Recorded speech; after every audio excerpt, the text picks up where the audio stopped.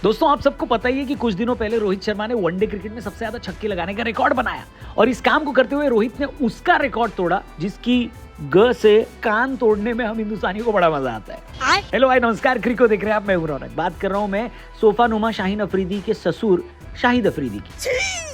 तो रोहित ने अफरीदी का रिकॉर्ड तोड़ा, इस पर अफरीदी ने कौन सी बात बोली, साथ ही गौतम गंभीर और विराट कोहली को लेकर क्यों मुंह खोला है अफरीदी ने, इस पर आज की वीडियो है। तो कमेंट सेक्शन तैयार है, प्लीज आप तुरंत से चैनल को सब्सक्राइब करना और कमेंट करके बताना कि डकरीदी पर हमारे विचार आपको कैसे लगे। चलिए शुरू करते हैं। तो ये कहानी सिर्फ इंडिया पाकिस्तान की नहीं है, ये कहानी सिर्फ गौतम या शाहिद अफरीदी की नहीं है, ये कहानी सिर्फ रोहित और विराट की महानता की भी नहीं है। ये कहानी एक ऐसे इंसान की है जो जब भी बोलता है बोलने से ज्यादा फंसता है, और दूसरी तरफ तीन ऐसे लेजेंड्स जिनकी लेगेसी बोलती है, जिनके रिकॉर्ड्स बोलते हैं, जिनका क्रिकेट बोलता है। तो आज बात होगी शाहिद अफरीदी के उस बयान की जहां उन्होंने टीम इंडिया को फ्री एडवाइस दी और गंभीर पर तीर चलाए। हम पूछेंगे अफरीदी, तुम अपनी जुबान पे थोड़ी लगाम नहीं रख सकते क्या?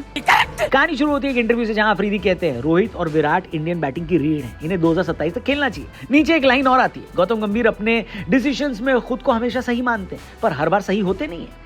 अब ये बातें सुनकर एक बात तो तय है, अफरीदी का इंडियन क्रिकेट पर मुफ्त का एनालिसिस जारी है। लेकिन यहाँ ट्विस्ट क्या है, जो बातें वो कहते हैं वो बातों से ज्यादा सवाल खड़े करती है। क्यों?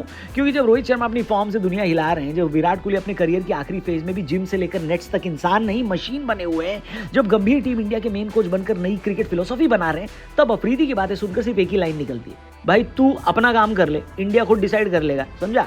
अब अफरीदी ने बोला कि Rohit Virat are backbone of Indian cricket. बिल्कुल सही बोला, इस बात से कौन डिसएग्री करेगा। इन दोनों की कहानी ऐसी है, दुनिया झुककर सलाम करती है और अफरीदी को तो झुकने की आदत है। विराट के नाम 70 से ज्यादा सेंचुरीज हैं, 14,000 से ज्यादा रन है, बिगेस्ट चेज एवर है, फिटनेस आइकन है, मेंटल टफनेस का सिंबल है। ऐसे में 2027 क्या, अगर विराट चाहे तो 30 तक भी खेल सकते हैं, लेकिन उन्हें एडवाइस देने वाला अफरीदी जैसा इंसान नहीं होना चाहिए। Same goes for Rohit Sharma. Rohit के नाम ओडीआई में डबल हंड्रेड्स हैं, 2 आईसीसी ट्रॉफीज हैं, सबसे डिस्ट्रक्टिव ओपनर है वो, कैप्टनसी में नई फिलोसॉफी बनाने वाले कप्तान है। और तो और रोहित ने अभी भी अफरीदी के ओडीआई सिक्सेस का रिकॉर्ड अभी तोड़ा है। और फिर अफरीदी बोलते हैं I am happy he broke my record. Happy हो या सैड, रोहित का बैट बोलता है, और जब बैट बोले तो चुप रहते हैं। लेकिन अफरीदी नहीं, ये तो चुप होने के लिए पैदा भी नहीं हुआ है। वैसे कोहली और रोहित की लेगेसी ऐसी है कि वो किसी दूसरे देश के पूर्व प्लेयर से सर्टिफिकेट लेकर नहीं चलते, खासकर पाकिस्तान से तो बिल्कुल नहीं।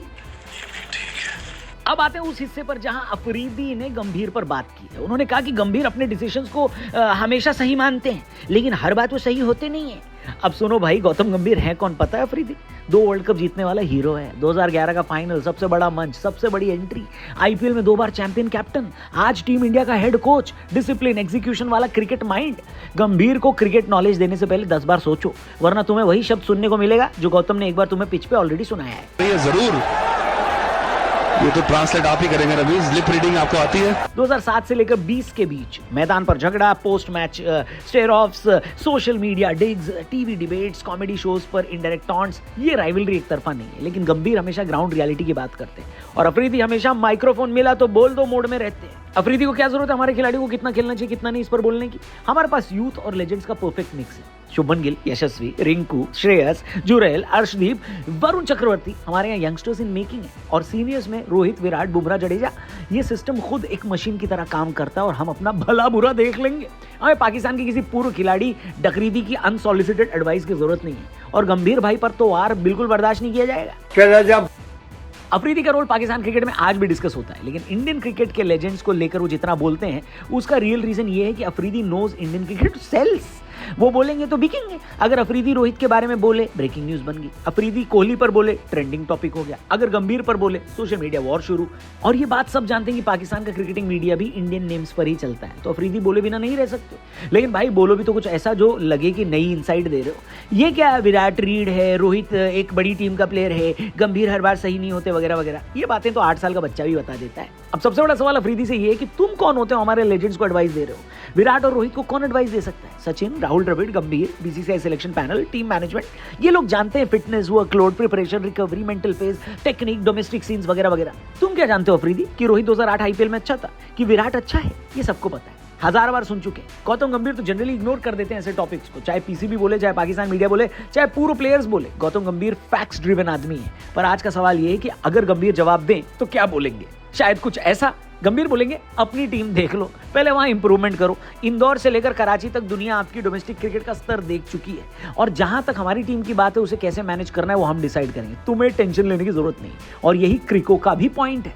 तो मैं भी यही कहना चाहूंगा अफरीदी भाई, यहाँ कोई आपकी नहीं सुनता, आपकी टीम में टैलेंट नहीं निकल रहा और आप लेक्चर इंडिया को दे रहे हो। गंभीर को जज करने से पहले खुद की कोचिंग देख लो। रोहित और विराट को आप एडवाइस दे रहे हो, मजाक है क्या? बस करो भाई, चुप रहो।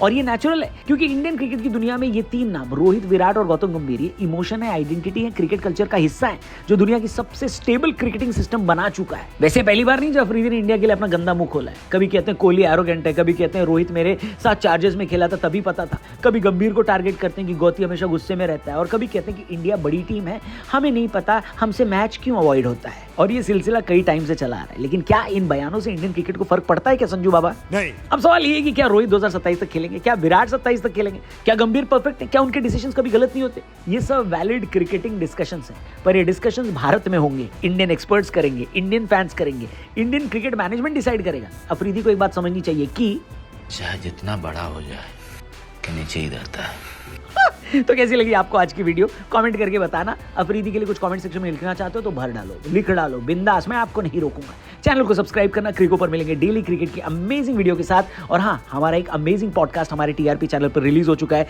जहां सुप्रीम कोर्ट के बड़े वकील अश्विनी उपाध्याय के साथ हमने कानून पे बात की है। लॉ में कौन कौन सी चीजें हैं जो बदलनी चाहिए जिससे देश और आगे बढ़ेगा, इसके बारे में एक बहुत ही अच्छा डिस्कशन हुआ है। जाकर इस पॉडकास्ट को जरूर देखना, डिस्क्रिप्शन में लिंक दिया है। हमारे टीआरपी चैनल पर ये पॉडकास्ट रिलीज हो चुका है। Thank you for watching, see you tomorrow. जय हिंद।